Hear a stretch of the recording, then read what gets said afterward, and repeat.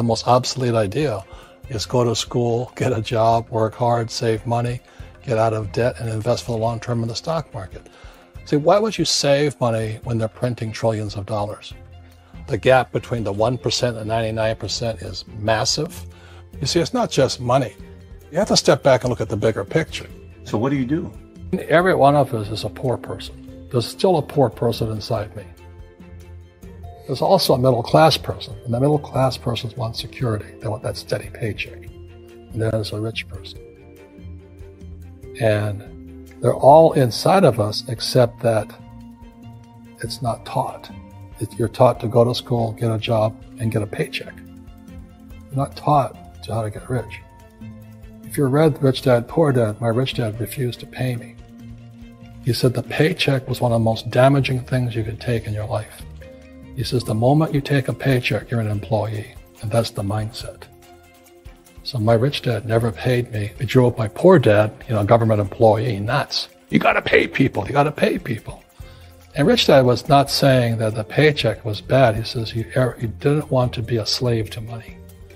So as an entrepreneur, if Rich Dad folded, I just started another company. I don't need a paycheck. I don't need anybody to take care of me. If my government doesn't like me, I move to another country because they need entrepreneurs there. So the entrepreneur is not so much the business. The entrepreneur is really the mindset and the skill sets and the different set of rules. You see, I don't operate, small business does not operate in the same rules as big business. Entrepreneur is a mindset first, a skill set, and rules. And depending upon whether you're an employee or a small business, the rules are different. The mindsets are different. The skill sets are different. You could say one thing to somebody who has never been an entrepreneur and they're thinking about making the leap of faith into becoming an entrepreneur. What could you tell them? Well, I'll just tell them the same thing that happened to me. My last paycheck, I still remember it clearly. It was one of the worst and the best days of my life. And I was in Puerto Rico. I was working for Xerox, and my boss gave me my last, it wasn't a paycheck, it was a bonus check. I think it was about $30,000. Taxable, it's the only problem with that. So I got this check and I went, holy mackerel. So I was excited, but I was also disturbed. And so this other guy comes up to me, his name was John, and John says to me, he says, you're gonna be back. I said, why? He says, because you're gonna fail. I looked at him and said, look, few expletive words, because that's what he did. He left Xerox, failed, and he came back. And I said, look, you failed and you came back, but I'm going to fail and I'm never coming back. And that's the attitude. Do you know what I mean? If you say, well, if I fail, I'll go back to mommy and daddy, then that's what you'll do. So if you fail, that's when I became an entrepreneur, because I had no money. I had no money for years. I didn't have a paycheck. But that's what my rich dad encouraged me to do. He says, when you don't have this paycheck, you get hungrier, smarter, and it's a test of your character. Will you become a crook? Will you become dishonest? Will you cheat and steal? Or will you become a better human being? So really, that's the benefit of becoming an entrepreneur, is you really find out who you are when you don't have anything. So you always have to look at the big picture. Too many people look at, well, what's going to happen to me? When you look at the big picture, you're also going to know that when something bad happens, something good's going to happen. But you got to prepare for whatever is coming. If you think next 20 years will be like the last 20 years, you're going to cream. When you and I go to the supermarket and we buy a carton of milk, we always check for the expiration date.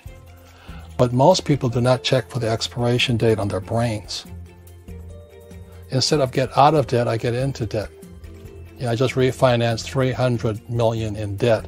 I went from 5% to 2.5% interest. I made a fortune. Every month, more money comes in because my cost of money has gone down. So while some financial experts are saying get out of debt, I'm saying learn how to use debt.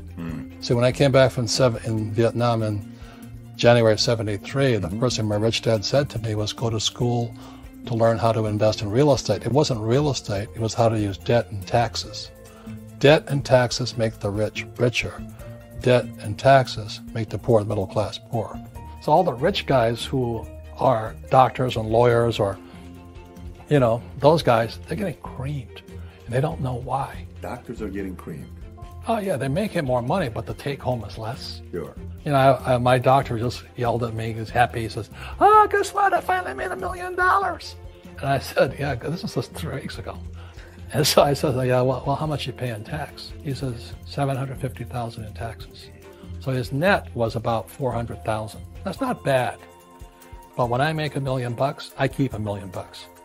And the reason is because I don't make it by working for money. See, if you work for money, you're taxed. So that's why lesson number 1 in Rich Dad, Poor Dad is the rich don't work for money. What we do instead is we create businesses as entrepreneurs. We acquire real estate. I don't invest in the stock market. Okay? So the reason is because as entrepreneurs, I have more control over my income, how much I make, and how much I pay in taxes. And because I'm an entrepreneur as well as an investor in real estate, I pay 0 tax.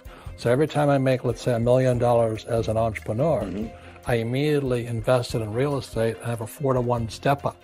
So I put $1 million in real estate, I get $4 million from the bank. That's why I love banks. But the banks are screwing everybody else. You know, terrible. But it's good for me. That's why you say when you print, it's good for you, but when you print, it's bad for people that work for money. Because when you print, savers get creamed and people who work for money get creamed. When they print, debtors get rich.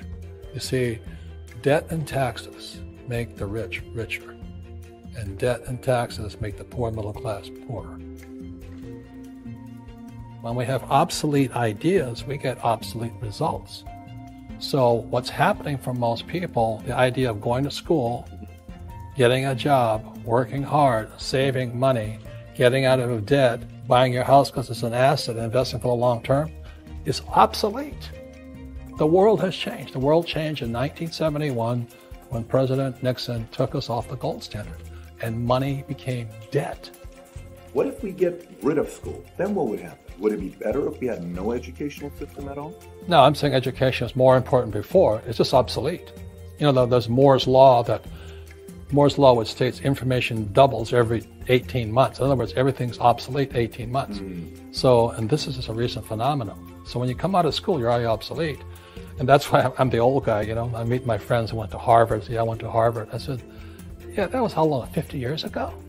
Today, the banks are charging you interest to save money. In other words, banks don't want your money because they've printed too much of it. And that's why there's this bubbles in stocks and bubbles in real estate and all this. People are dumping the cash. Because as I said in here, savers are losers and cash is trash. And yet people are, well, I want a high-paying job. Well, that's an obsolete idea. Get out of debt is an obsolete idea. You should learn how to get into debt, how to use debt to get rich, and they'll never teach you about taxes. The reason the 1% is way up here and the 99% are going this way is because when you print money, 2 things happen, inflation and taxes. It's crushing. And any entrepreneur thinks, I'm just going to make money, I'm going to start a business and make a lot of money because that's what we talk about. They really have got to smell the roses, man. You know, that's not what the real entrepreneurs are doing. Most entrepreneurs, there's 28 million small business owners in America. 24 million are what are one-person entrepreneurs. They're called non-employee entrepreneurs. So and that's what happens is when people don't really understand what an entrepreneur does. So most big people are self-employed, but they're not really entrepreneurs. The self-employed pay the highest taxes of all, and nobody tells them that. Yeah, it's also called the entrepreneurial spirit, but what we were actually talking about was there's no such thing as a bad economy. You know, there's external, you and I, we all have an external economy, but we also have an internal economy. And the willpower is to change our internal economy. So for me, I can see the good and I can see the bad. I don't really give a damn because I'm going to be rich anyway. But a poor person with a poor personal economy, all they're going to see is a bad economy because they don't know how to make money in any economy. And a middle class person, they have a middle class economy. You know, what they want is a nice house, a steady paycheck, and the job and the car. And so when you take their job away, to them, that's disaster. Well, since an entrepreneur doesn't have a job anyway, it's no big deal. So all I'm saying to people, is what Bucky Fuller taught me, there's always 2 sides, you know what I mean? to use plural at minimum 2. So if you think the economy is bad, it's because your economy is bad. If you think that steady, employment is important, then you'll see an economy without jobs. Your economy versus the external economy. Where you control versus where you can't control. I can control. Yeah, it's called an internal focus versus an external focus. So the real entrepreneur has an internal focus. That if they fall down, they say, "Oh, this is good, because I'm going to go up higher." The average person will fall down and say, "Oh, I'm going to take some Prozac." Or somebody has a mistake, so, "Oh, the mistakes don't matter." Well, mistakes matter. It means you didn't know something. But a real entrepreneur, whether they fall down, they always can go up. They can stand back up and go higher. And no matter what happens to them, they get stronger and better and smarter and happier. But a person with a weak internal mindset is that they're so afraid of what happens, it generally happens. Like, people who are afraid of losing their jobs, they generally lose their jobs. You know what I mean? Yeah, so everything comes through you. Yeah, so the entrepreneur first job is to control inside here, not outside there. The moment you take that paycheck, you're an employee. You've got to be stronger than that. It's about inside control.